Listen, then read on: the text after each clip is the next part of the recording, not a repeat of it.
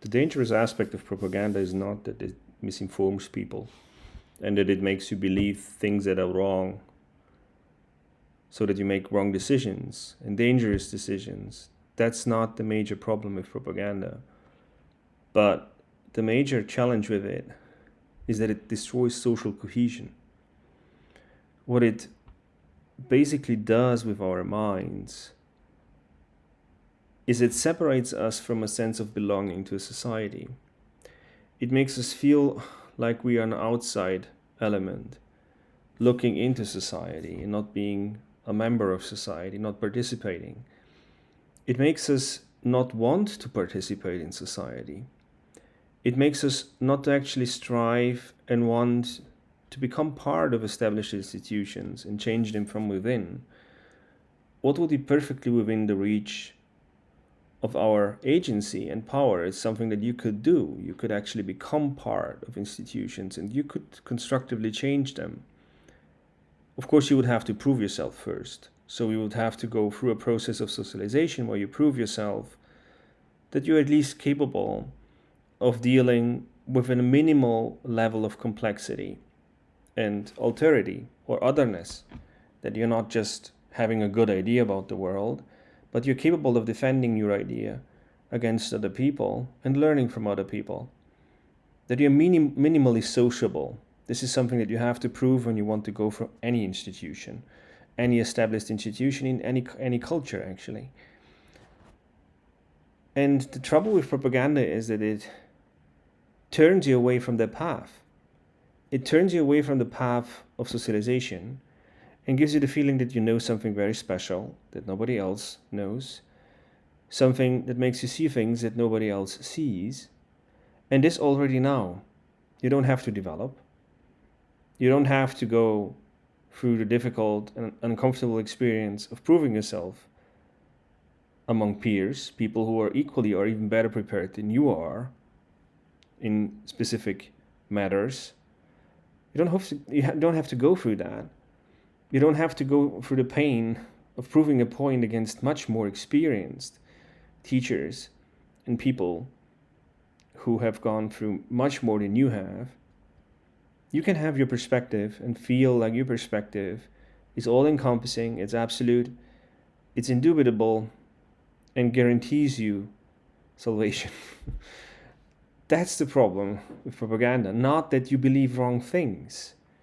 That's just a side joke, right? That you might get yourself, harmed by believing things that are not the case.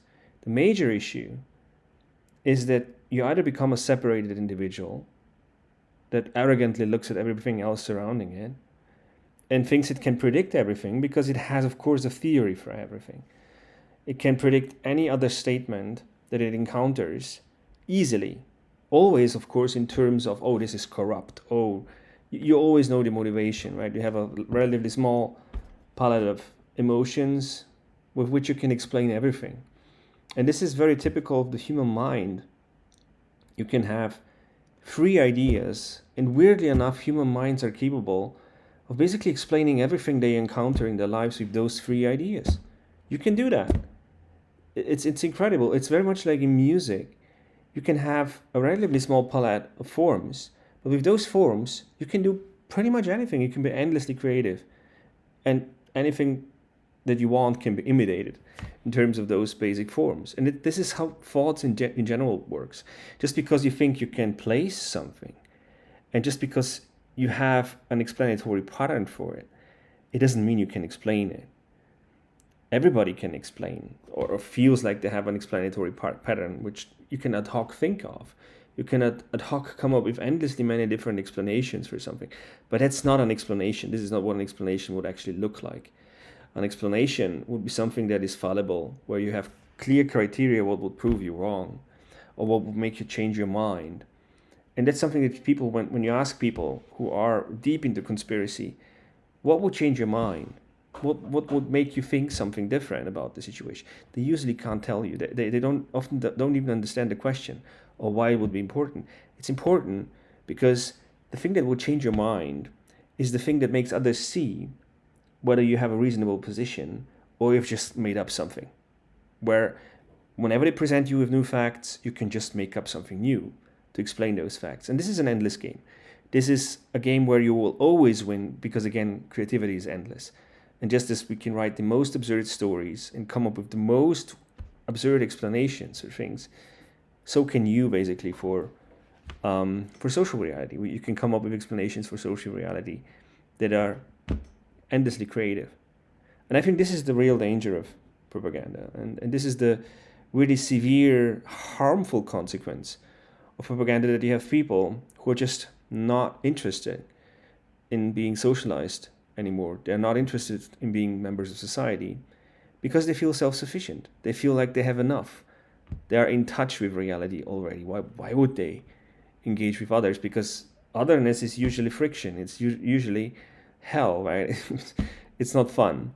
My own personal experience always was, it always seemed like things are really relatively comprehensible, but the moment you get in touch with other people, particularly people who have thought about issues a lot, this is a nightmare, because making sense of what they're saying is usually the worst thing that can happen to you in life, from my experience. Like university for me, in a sense, was the worst experience you can have, because the world seems so comprehensible, and the moment you meet other people who have really thought about things, everything's just a mess, and you can't make sense of anything.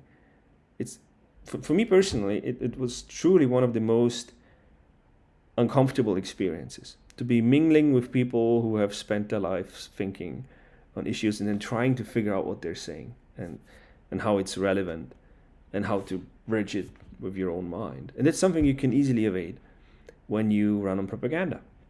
You don't have to face any of that because you have an already complete world in your own mind.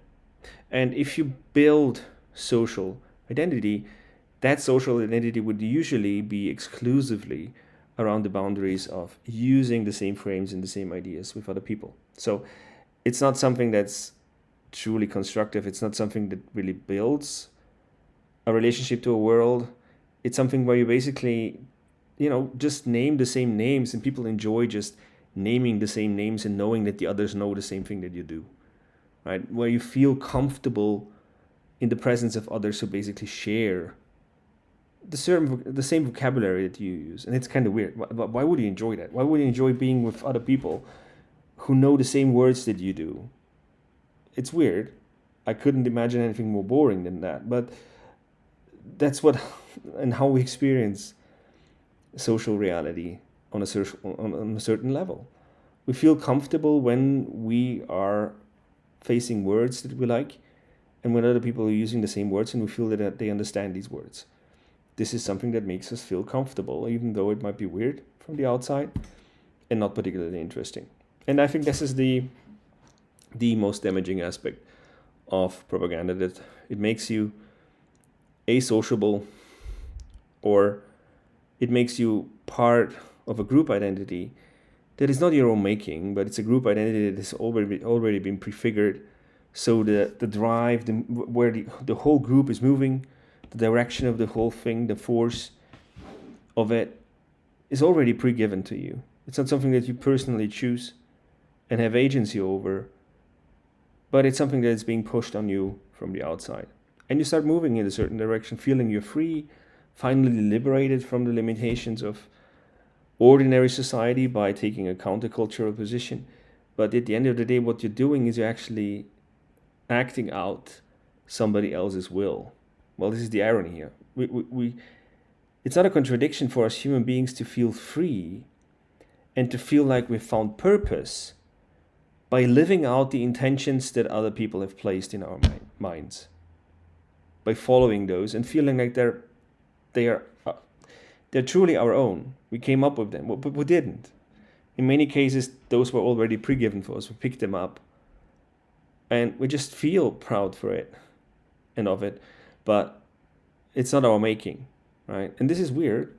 I don't know how this is possible or why it's possible, but I think you can observe it quite often. This sense of pride for coming up with something, feeling free, while to those observing, you're obviously not free and you've not made free choices, but you're basically walking on a path that has been pretty predictable from a certain point on. And you're even having emotions that are very predictable from the outside, and you feel you're doing this. You feel you're creating this world. It's your making, and yet it's not. And that's the, I think, dangerous part. Propaganda, and it's very difficult to counter this because you can't counter it with information. You can't just push somebody into the right perspective and give them the right kind of knowledge about the world. It's not operating on the level of knowledge, but it's operating on the level of enculturation and trust. So to counter that, you would have to generate somehow trust. You would have to create situations in which you embrace the person, independently of what they believe, and make them experience something that's relevant to them, in which bring them into a situation in which they can solve challenges together with others, and they feel like they're doing something real that really makes a difference. All of those things are not things that are just changing their opinion on issues and giving them the right kind of information, but socializing them. And socialization is very difficult. Socialization is a very difficult process, and most of the time it fails. And it's not because of typical injustices that we usually talk about, like racial discrimination and so forth. Socialization is difficult for everybody. It has always been an extraordinary challenge. And for that reason, I believe we'll still be facing that problem with propaganda and radicalization even in 1,000 years from now. Because I don't believe we will be able to solve the problem of socialization structurally and in a way that we can predict, and we can predict the development of social participation very, very reliably. I just don't see it. I think it's a very difficult process, and at least we know how it can fail. We know very much by now how it can actually go wrong, and there are so many ways in which it can go wrong. It's just, whoa, it's impressive.